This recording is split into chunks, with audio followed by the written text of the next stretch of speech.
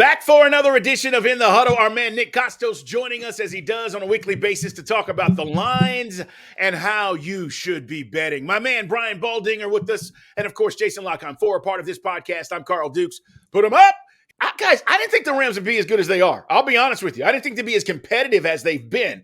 So now the Cowboys at home with a 6-point spread. Their favorite, the over-under is 45.5. Nick Kostos, where are you at on this? So is that, I just want to is that spread now? Is it 6? Because I think it is. I want to double check. Let's double check our producer. But yeah, I think it's 6.5. Okay, there it is. Yeah, I like that half point. I'd like that half point very much because I like the Rams and I want to be able to win on 6 with this game on Sunday. And you make up a great point. I mean, Nakua, not only has Nakua been great, Tutu Atwell's been really good, been minimized since Kupp came back, but I mean, he's been excellent. Kupp's obviously ridiculous. The Rams are literally like if Henderson and Freeman get hurt, it might be like the three of us we'll all run for 5 or 6 yards a pop coming up behind in this McVay scheme. It's Darrell Henderson off the street running for 5 yards to carry this Sunday with Royce Freeman, and Zach Evans can't even get into the game. We'll see about Gaskin. So the Rams offense has been awesome this year. Last week, the result for the Rams, I felt was pretty unlucky. Maher had the yips, and I feel bad for him as a person, but I think McVay did the right thing.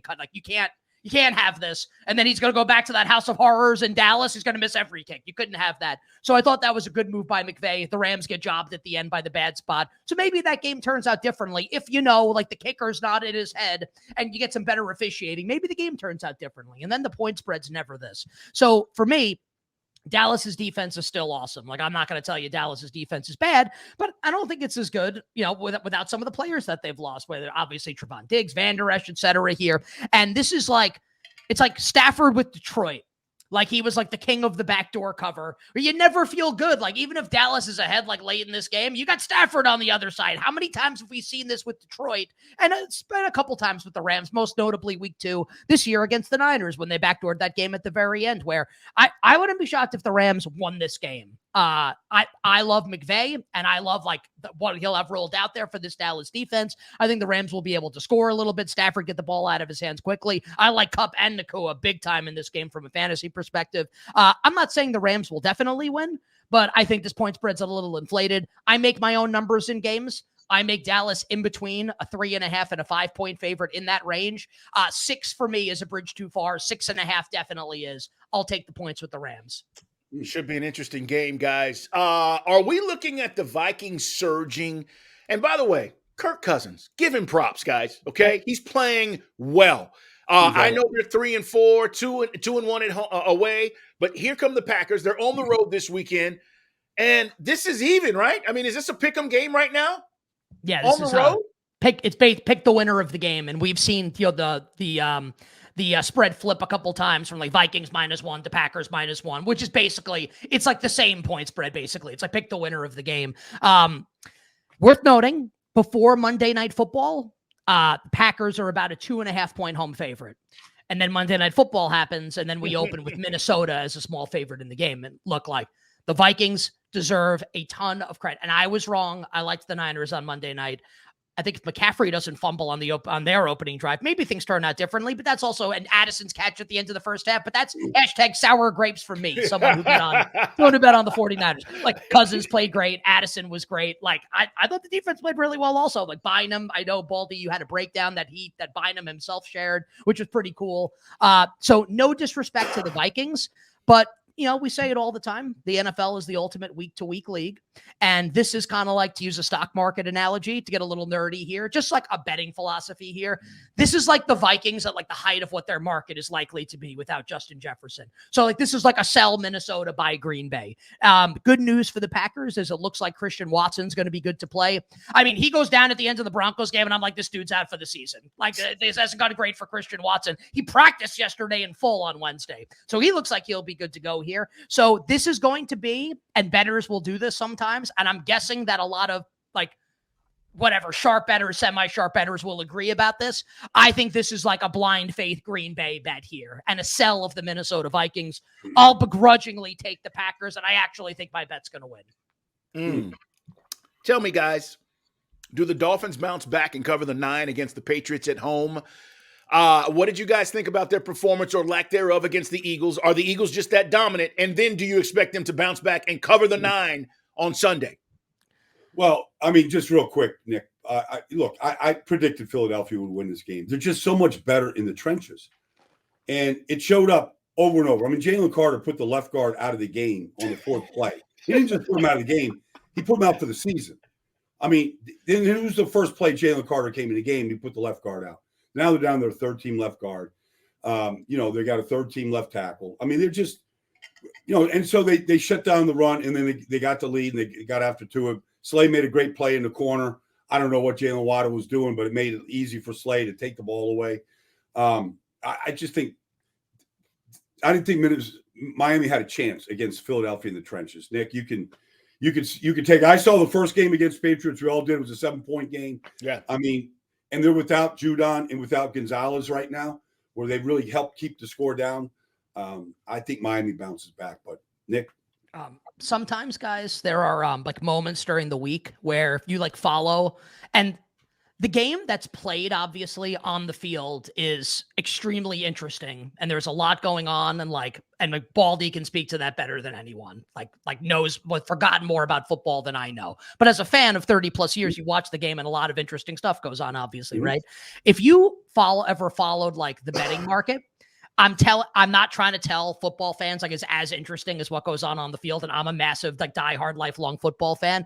It's incredibly interesting though, if you pay attention, like over on the betting market, what happens over the course of the week. So on Monday, the point spread of this game with the Dolphins and Patriots is Miami favored by 10.5.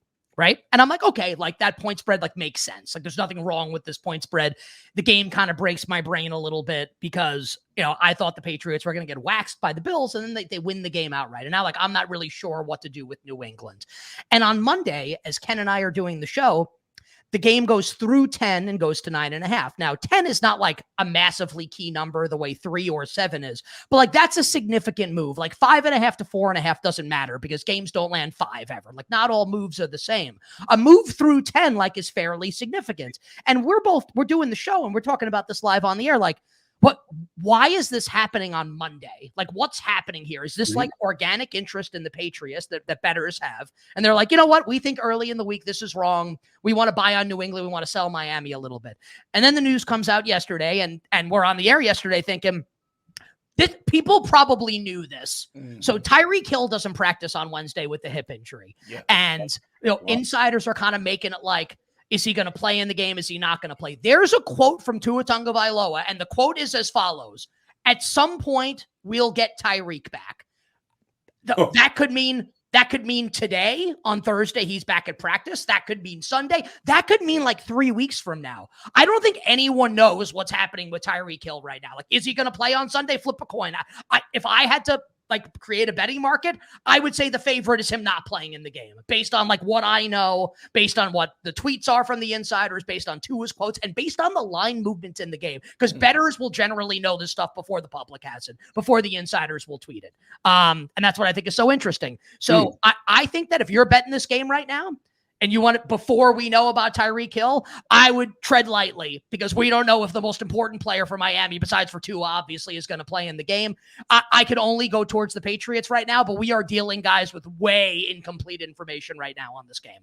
Great stuff. That's interesting. And Nick is absolutely right. That report came out about Tyreek, and everybody's like, oh, okay. You cannot look at that lightly, especially if you're going to put something on this. All right, Jets, Jets, guys. Jets, Giants. I thought this would look differently, Baldy, before the season started, right? I thought, the Giants would be a little bit better than what they are, and certainly we had high expectations for Aaron Rodgers, etc. Well, that's not where we are. But the Jets are a 3-point favorite against the Giants this weekend, and I like them. I mean, the over-under, guys, is 36 or whatever? I mean, yikes. Neither one of these offenses, we know they've struggled, but I like the Jets. I do. Nick, where are you at? Yeah, like this is unfortunately a game where, we're, as we tape right now, I can give you my opinion and kind of like what I think is going to happen, but kind of dealing a little bit with incomplete information just because like, as always this year, the Giants injury report is absolutely massive. And like Thibodeau gets added yesterday on Wednesday, which was unexpected, like limited practice. And the Giants had basically been saying, our stud left tackle, Andrew Thomas, is going to be back for the Jets game. Like read some quotes coming out of like the Giants yesterday. Like I think it sounds like it's like a coin flip almost for Thomas. So maybe he plays. He did get a practice in yesterday. So did Schmitz, the starting center. But like, we don't know if Daniel Jones is going to play in the game. And just like locally here, like the conversation, as you can imagine, I don't know. I think like the fans can be dumb, just like in general, myself included. Like the talk now is Tyrod Taylor better than Daniel Jones? It's like, I hate this stuff so much. Like, no, he's not better than Daniel Jones. But Jones probably needed to sit shell-shocked, right? Gets hit on every play. Anyway, so we don't know who the Giants quarterback is going to be. Also, like, can we find out if Sauce Gardner and DJ Reed are going to clear concussion protocol? Like, that matters a lot. I think they're going to, but like, who knows with this stuff? Roshan Johnson missed like 3 games of the concussion. Like, who knows with these 2 corners? And obviously, if they don't play, like, it opens up Jalen Hyatt in the downfield passing game. If they do play, I feel like bye-bye to kind of like that downfield passing game for the Giants. So I think it's kind of contingent upon injury stuff here. I'll give you some point spread analysis for now. I think 3 is the right number in the game. I think the Jets deserve to be favored by 3. This is obviously like not a home field for either team. So this sucks for the Giants to have to quote unquote host the game because they lose. The Jets basically get an extra home game. I think 3 is the right number. 2.5, I'd be interested in the Jets. 3.5, I'd be interested in the Giants. So there's like a point spread breakdown for you. Until we know kind of like who's playing in the game, it's kind of difficult to give you anything more than that. Neither team can really score. I mean, they just, the Jets scored in their last win against the Eagles. They scored 1 touchdown, and the Eagles gave them the touchdown. Mm-hmm. They let Breece Hall go from 8 yards in because they wanted the ball to win the game. It's just hard. Like, the Jets have improved a lot. I mean, Breece Hall, I think, could have a big game. Mekhi Becton's playing better. The Jets have all the momentum to me, but the Giants have played real well 2 weeks in a row. They should have beat Buffalo the week before. To me, this game is so pivotal. Like, the winner of the game, I believe, has a chance to play meaningful games in December. The loser of the game, I feel, is just out. Yeah. They're just out. Like, they're not going to make some rapid comeback. But if the Jets put their 3rd win in a row and get to 4-3, like I was at the Jets yesterday all morning, like there is optimism there. But, Wink Martindale has been scouting this team since their preseason game, throwing stuff at him in preseason, hoping that, he's going to get an idea about what they will do against certain looks. Preseason, regular season, that's how these coaches think. They're always looking for something that they can use game plan wise that can help them win the game. Can I toss something out? In the preseason game, Baldy, like amongst like, again, like hashtag nerd, huge fantasy football player. I pay attention to usage in the preseason. Yeah. I love this stuff. It is worth noting, and like I kind of like poo-pooed the chances of this happening, but then you brought up the preseason and it kind of jogged my memory a little bit. So I want to get your thought on this. In that preseason game, Jalen Hyatt cooked Sauce Gardner. First play of the game. And I think it was maybe it was Daniel Jones. I forget who the quarterback was. I think maybe missed him on the throw if memory serves, but Hyatt like cooked Sauce Gardner on that play. Got behind him twice. Do you think that could happen in an actual if Sauce plays on Sunday and Reed plays, I guess Hyatt's shown you enough? Because like that matters if they actually have that legitimate field stretcher like on the outside, opens things up underneath, obviously. Last week the Giants hit 7 explosive plays against Washington, 6 in a passing game. Tyrod had 1 running. And Jalen Hyatt ran the same route against, I think it was Benjamin St. Juste, but he ran the exact same route against Washington, 1 for 40, 1 for 30, that he ran against Sauce. It's just a little stutter and go, but he's got this little, he puts these corners in a freeze and he's buying. And I think he's a great weapon. Like, I know he can do more than just run go routes, but if he's out there, he's going to test Sauce again. Now, Sauce, I think, will learn from that, and he'll stay on top of it, but they're going to test it for sure. Guys, one of the better games, I think, on Sunday, Bengals at 49ers. We don't know the circumstances of Brock Purdy, the whole Trent Williams situation and how that's going to affect them and continue to affect them. But listen, Brock had his tight end. He had Ayuk out there. He had McCaffrey, right? I can't sit here and make excuses, and I don't know if he plays or not, but This is interesting because I think the 49ers in a bounce back situation, favored at home only by 3.5 against a Bengals team that I think is coming. I think they're playing much better than they have been. So very interesting game in the 4:00 window, guys. Nick Kostos, where are you at, brother? Okay, so I think we just require the Purdy stuff needs to be unpacked a little bit here because it obviously matters if people want to place a bet on the game. So this point spread opens. San Francisco's a 5.5 point home favorite. And I think that number is fine. San Francisco favored by more than 3, but not up to 6, but basically all the way there. And I think the bettors people will generally have the thought, well, it's what I saw last. San Francisco's lost the last 2 games, interested in Cincinnati. You would certainly understand that. Bengals with Burrow coming off the bye. I would argue that if Jake Moody makes that kick at the end of the Browns game, then maybe we're not having this conversation, but he missed it. And so we can have the conversation. So Purdy yesterday gets added to concussion protocol, right? And that tweet comes out, and we get an avalanche of bets coming up on the Cincinnati Bengals, pushing this down to 3.5. Now, worth noting, the spread hit 3, and that was where people stepped in and said, okay, we think this is now wrong, and now we sit above 3. So we're basically not at the same number, because games can land 4, but we haven't hit the key number of 3. So I think this is either maybe people having confidence that Purdy might play in the game, or maybe thinking that there's basically no downgrade or minimal downgrade from Purdy to Sam Darnold. So a really interesting point spread and real life conversation that comes up as a result. Also, Adam Schefter tweeting, and I have the tweet up here late Wednesday night. Basically, after everyone made it Purdy, and this is not a criticism of them. It's all new information. It's a new protocol for the league this year. So everything is new right now. So I'm not criticizing Schefter at all. So he tweeted this last night. This is his verbatim. As it turns out, over the last few years, roughly 25% of players who suffer a concussion will return to play the following week when the game is 6 to 7 days away per the NFL. So far this season, several players have returned for the next game, passing through protocol as criterion dependent, not time dependent, which sounds to me like they wanted to walk it back a little bit, that Purdy's definitely out. So I think if people are going to bet this game, I wouldn't definitely place a bet as if Sam Darnold's playing in the game. I think it's likely Sam Darnold plays, but I don't think it's 100%. As far as the game is concerned, I think this profiles as a great buy low spot for San Francisco. I'm in on the Niners here, especially if this gets to 3. I don't think I'd ever bet Cincinnati at these numbers. And I get it. You're right, Carl. This team is on the come.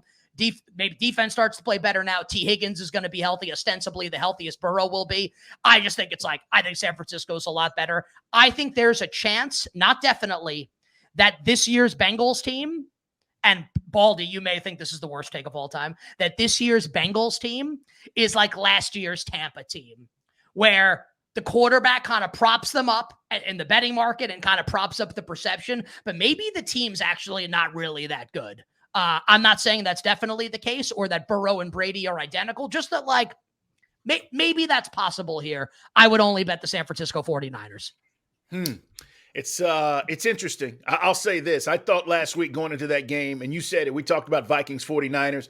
Listen, everybody has a clunker. It happens in the NFL. It's all about how you respond and bounce back and not lose 2 or 3 or 4 in a row. 49ers at home. I can't wait to see how this game plays out. And Nick, I am going to disagree with that take. I do think the Bengals are on the come, and I think they're going to be fine. But I hear you. I mean, it makes sense from a betting standpoint, exactly what you're saying about the respect we have for Burrow, right? That's basically what you're saying and what we think of him. And therefore, some of these numbers are a little bit skewed. But how good is the team actually? Where are they in the pecking order? So, but to be fair, Carl, listen, the bet can be, you can make that bet and say, well, I get Joe Burrow more than a field goal. I lose by 3, I win my bet. And I'm not saying that's a bad reason to make a bet. He's awesome as an assassin. He's definitely better than the Niners quarterbacks. So that could be the case. Just that I think San Francisco, even without Debo, we'll see on Trent Williams, is a good amount better than Cincinnati, playing at home following 2 losses. I like that spot for the Niners. As always, I'm willing to be wrong. I've been wrong before. I will be wrong again. Well, I can't wait till next week. If the 49ers should lose this game and they lose 3 in a row and that third at home, I can't wait to see our conversation next week if that should happen. So great point, Baldy. Yeah. Nick, tell the people where they can find your podcast, brother. Yeah, appreciate it. Just search YouBet wherever you find your podcasts. We're live 3 to 7 p.m. Eastern, now simulcast by Stadium, which is awesome, and now carried on Sirius XM, which is really great, and all the places you found YouBet or YouBet otherwise. But again, you want to catch us in podcast form, just search YouBet wherever you find your podcasts. Get all the games. Nick Kostos, thank you so much. As I like to say, get money. We'll talk to you next week, brother. Looking forward to it. Great stuff from Nick Kostos here on In the Huddle.